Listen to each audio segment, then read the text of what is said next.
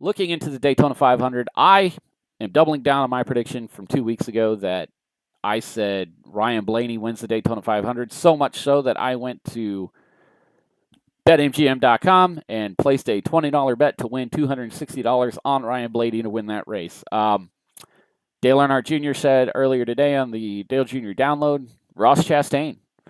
Denny Hamlin, back on Actions Detrimental early this week, he suggested if there were no crashes, his top 5 coming to the end of that race would be himself, Joey Logano, Brad Keselowski, Ryan Blaney, and William Byron.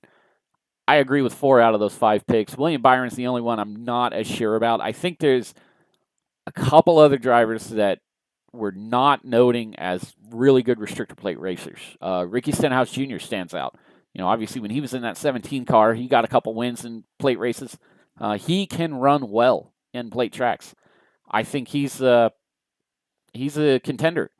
I have a little bit of bias, but I'm going to say Bubba Wallace too. I think that there's been improvement, at least in the Daytona 500 from him. I think Tyler Reddick has something to prove. You know, I think he had a good Daytona 500 going last year until he was wrecked. I think Kyle Busch is going to have something to prove. So, of that group of 5 that Denny Hamlin mentioned, it'd be hard to bet against Hamlin, Logano, Keselowski, or Blaney. I think those 4 are stout contenders for the Daytona 500.